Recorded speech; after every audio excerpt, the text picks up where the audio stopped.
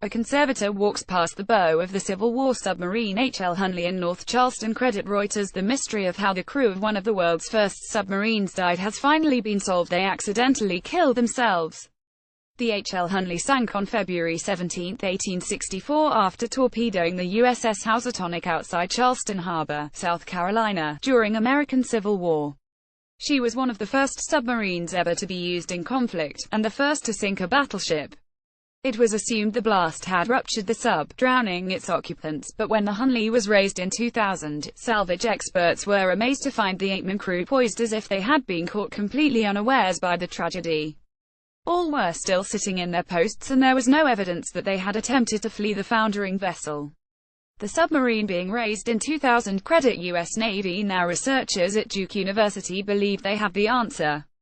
3 years of experiments on a Minitis sub have shown that the torpedo blast would have created a shockwave great enough to instantly rupture the blood vessels in the lungs and brains of the submariners.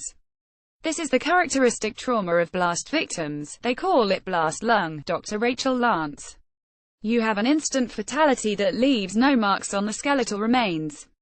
Unfortunately, the soft tissues that would show us what happened have decomposed in the past 100 years. The Hunley's torpedo was not a self-propelled bomb, but a copper keg of 135 pounds of gunpowder held ahead and slightly below the Hunley's bow on a 16-foot pole called a spar. The sub rammed this spar into the enemy ship's hull and the bomb exploded. The furthest any of the crew was from the blast was about 42 feet. The shockwave of the blast traveled about 1,500 meters per second in water, and 340 mpsec in air, the researchers calculate. The bodies of the crew were found sitting in the positions around the central crankshaft, which made the submarine move. Credit Reuters. While a normal blast shockwave traveling in air should last less than 10 milliseconds, Lance calculated that the Hunley crew's lungs were subjected to 60 milliseconds or more of trauma. That creates kind of a worst-case scenario for the lungs, added Dr. Lance. Shear forces would tear apart the delicate structures where the blood supply meets the air supply, filling the lungs with blood and killing the crew instantly. It's likely they also suffered traumatic brain injuries from being so close to such a large blast. All the physical evidence points to the crew taking absolutely no action in response to a flood or loss of air.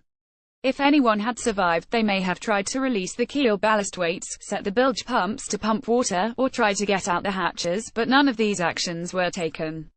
A painting of the H.L. Hunley. Credit Conrad Wise Chapman. The fate of the crew of the 40-foot Hunley remained a mystery until 1995, when the submarine was discovered about 300 meters away from the Housatonic's resting place.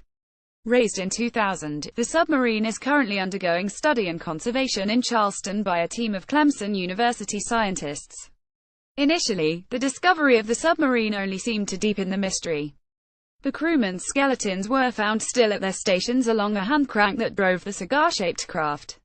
They suffered no broken bones, the bilge pumps had not been used and the air hatches were closed. Except for a hole in one conning tower and a small window that may have been broken, the sub was remarkably intact.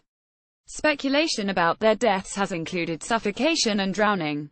The new study involved repeatedly setting blasts near a scale model, shooting authentic weapons at historically accurate iron plating, calculating human respiration and the transmission of blast energy. The research was published in PLOS One.